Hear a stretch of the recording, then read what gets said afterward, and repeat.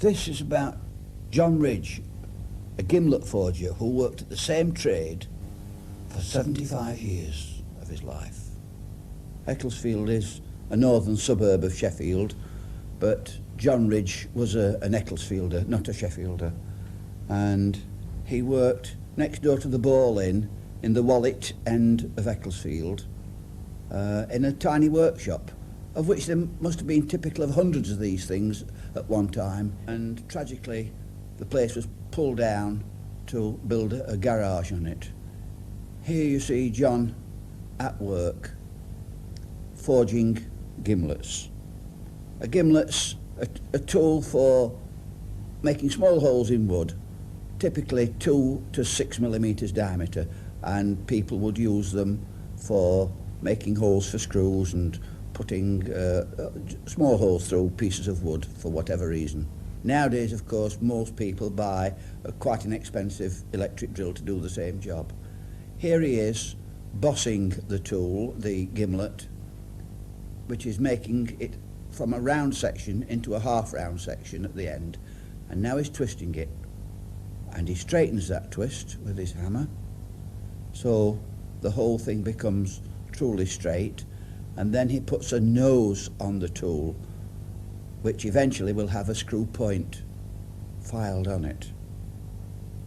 Eventually the gimlet has a head or a handle across it. We start off with the mould, that's the piece of straight steel. He tangs it by making one end tapered, then he bosses it, he twists it, straightens it and puts a nose on it, and that is the series of operations that John does. Eventually the tools go to be filed and ground and have the handle fitted. Here we see in slow motion John actually at work, and if you count the number of twists on every gimlet that he produces and the number of blows with the hammer, you will find that they are all identical.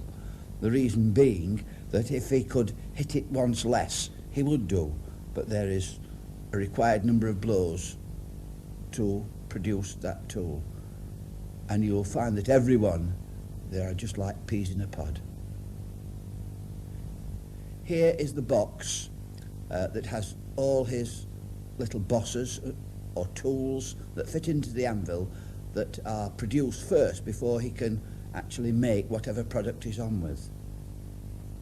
John was 84 at this time, and this shows his hammer, made of ash, a very hard wood, and he could wear a hammer out within 5 years.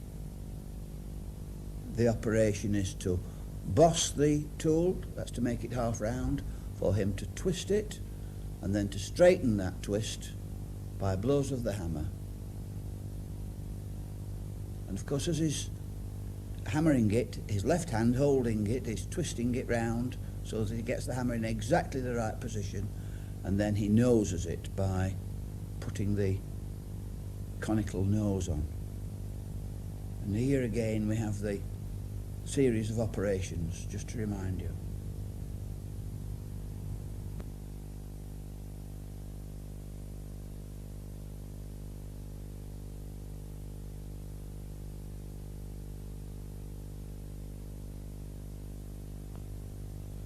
The people he worked for in Sheffield, the major manufacturers, used to send John steel out that was cut up into short lengths so that he could then actually do the actual forging process, and they were eventually taken back to Sheffield to be ground and to have the nose filed on. That's the little screw part at the front that pulls the gimlet into the wood.